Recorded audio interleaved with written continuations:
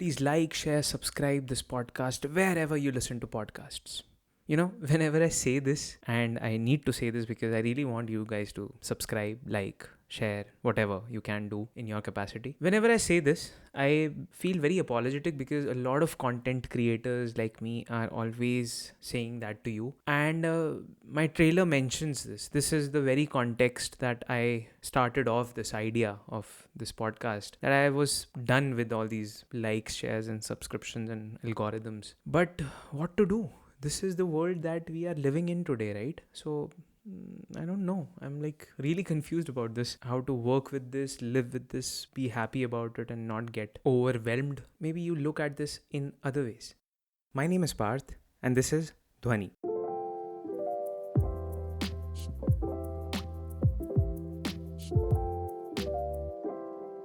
Let me start with a good announcement that I have for you. Dhvani podcast is also available on Amazon Music. But the tricky part is that it is only available in the US right now because the update of the podcast feature has yet not arrived in India. At least that's what I know. But anyway, Dhvani podcast is available on Amazon Music now. If you prefer Amazon Music for your music, you can also now listen to podcasts. And you can listen to Dhvani podcast as well. And I think they have some kind of tie-up with Audible. And I still don't know this, but Dhvani podcast might be available on Audible as well. If any one of you who has a subscription of Audible, and if you can check if the podcast is available there, it would be awesome.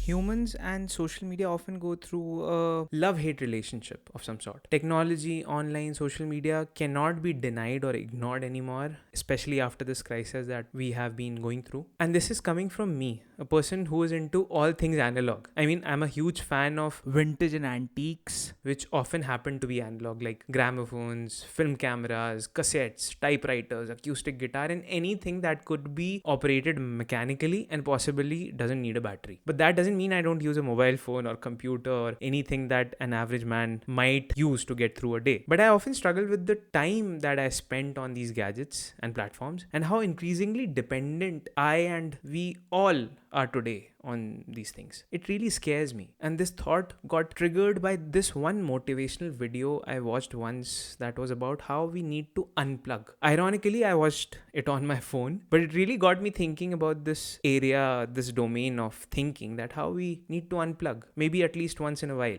Like I started thinking that if I really try to get off the grid in all the ways that we can think of, which are also pretty normal nowadays and even necessary, would I be able to survive? And if so, for how long?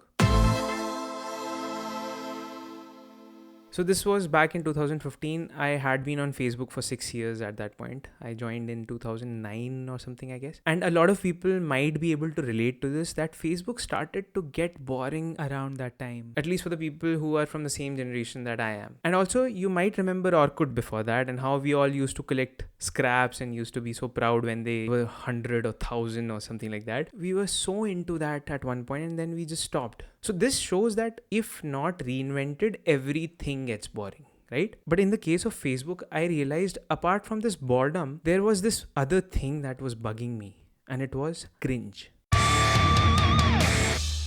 On a side note, there's one entire episode and several other related things that I and some other people have been working on, which is going to be specifically about this concept of cringe that has somehow become a very talked about word in the recent times. So that would be coming out somewhere in the future. Just wanted to give a heads up regarding that. Anyway, this cringe was maybe happening because of all these people, my Facebook friends, whom I often don't know very well, posting about their lives, what they are doing, where they are going, how they are feeling, who they are getting married to, and all these things that I might not care so much about in the physical world. And by that, I certainly don't mean that one shouldn't do it. I do it all the time on Instagram, even today. We all do it. But I am talking about this one feeling that I started to gradually and slowly develop.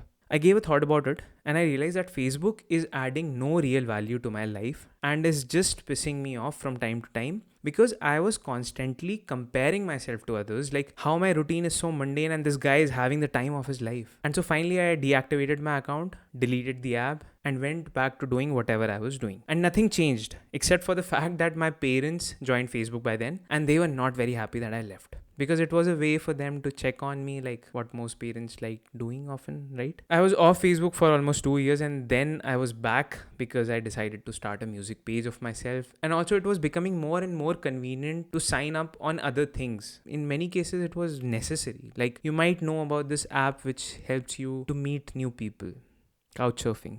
You need to have a Facebook account to join the community. What? You thought I'm talking about Tinder? Well, yes, that is also an example, a very important one, agreed. But what I'm trying to get at is the fact that how all these platforms want to make themselves more and more sticky. They want us to be more and more dependent on them. And that is capitalism. For growth, for scaling up, for earning more money, any business would do that, right? And this is the conundrum that both we as individuals and social media companies need to deal with together. Like, how at one point we are so addicted to such platforms, and then all of a sudden one day we just fall out. And of course, I'm not the only one thinking about this. A lot of people, businesses, Silicon Valley folks understand this. Facebook understands this. And so there are new ideas always popping up in terms of fresh and unique ways to socialize with people, connect with them, work, give meaning to things that might have been lost in all this chaos the online world has generated today. And I have been observing some ideas, platforms, mediums that really stand out to me in terms of how social media platforms are designed fundamentally, at least in today's time, September 23rd, 2020.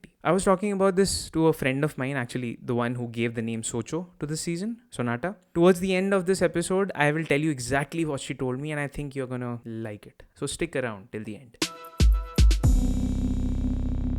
I really like to try out new things all the time, like at least technologically. And that is where I thought about this another video that I once watched about Reddit and how the concept and idea of Reddit makes lives better and maybe the world a better place. It's by a guy who makes these really cool videos about random things. The channel name is NerdWriter1. I have put the link of this video in the show description, so you can check that later, of course. And from that video, I started thinking about all these other concepts of social media platforms that might be similar to something like a Reddit, at least in terms of their intent, that challenge capitalism or the mainstream in some ways. And I'm not at all saying that Facebooks and Instagrams and WhatsApps of the world don't have the potential to create a positive change. At many instances, they certainly have done that and continue to do that. The only thing is that they are too saturated today for my liking, chaotic, cluttered, and a lot of good things lie beyond a paywall. And again, that's how it works. But let me tell you about some of the concepts that I really see as fresh and beautiful and show us the good side of the world. And also how maybe switching to them could be an answer to stay online, but at the same time unplug in many ways. Okay, so the first is Couchsurfing. Many of you might be aware about it already. It has been there for quite some time now, but for the ones who are not, Couchsurfing is a community of travelers and hosts across the world. It basically enables you to stay at a home with a local person for free. And I know it almost sounds utopian, but trust me, Couchsurfing has shown me that this world is full of amazing people. While I have traveled very less myself, I have hosted a lot of people. Like within a year, I offered my couch to 25 different people. And from the simple fact of a person giving their trust to me like that, to all the exciting stories that I was able to witness during all these visits, I think it really helped me in getting to know the world literally in a better way. I seriously have no idea how they have been surviving for so long without a recurring revenue model like a subscription. I have been told maybe they sell the data or something, but as soon as you sign up on Facebook or LinkedIn or anything like that, you already agree for your data to be traded. So this is not that much of a concern for me, honestly. While it is a very useful and successful concept in the US and Europe, in India and countries that might be similar to us, we still need to go a long way in terms of the trust factor that we need to put in. Anyway, if you can, you must try this website, app, service once. It's really nice. The second is Reddit. Now, Reddit has a universe of its own. I will just try to summarize Nerd Writer's thoughts on this. So the very simple act of upvoting and downvoting a comment in a thread actually pushes negativity away. Or at least if for once you are ready to believe that innately people try to be good, the Redditors, by upvoting support ideas that they care about, which is often clever references, puns, good quality of humor, and many other positive things like that. Now, this video of Nerdwriter is 7 years old, and since I'm not so active on Reddit, maybe it is not the same place anymore. But you get the idea, I hope. So let me know if it is not the same place anymore, and even if it is not, do check it out. You might find something interesting there. The third is Discord. I recently discovered this very interesting tool and service for creating servers, communities, and channels that can actually enable you to do a lot of things like gaming, learning, project management, content creation, and whatnot. You can define rules, categorize your chats, and there are many similar features of that sort. It has elements of Slack, Telegram, WhatsApp, and many other chat-based models. And the best part is that it's for free, at least for now. And that is where I think if we are starting to feel saturated with one platform, which is very likely to happen given all the cringe that goes around, after maybe a small break, we can try new ideas and give them a chance, because a lot of amazing things can happen if you do. I really believe in that. And now let me tell you what Sonata told me in her exact words.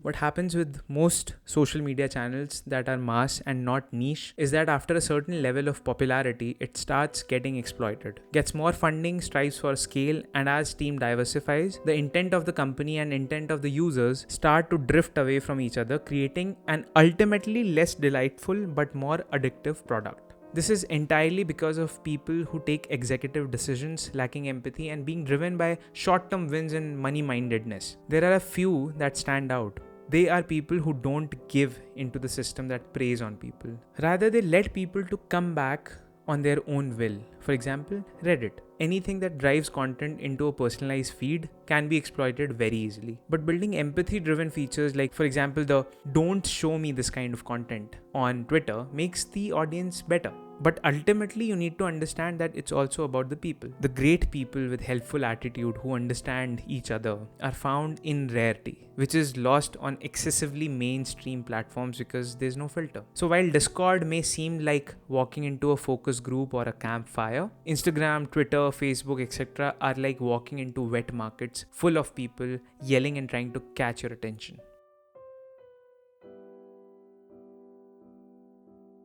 I think thoughts are really on point. What do you think? Let me know. And so if you think this could be something interesting for you, and as I always say, if you have something to discuss, if you have observed something interesting like that, if you disagree with me on something, we shall connect. And I have created this Discord server of Dhvani where you can join me. Let's build this community together on this fresh medium. I can promise you will get to interact with a lot of other interesting people and maybe useful people. The link is in the description. Also, you can write to me on info@dhvani.co.in. You can log on to dhvani.co.in/podcast.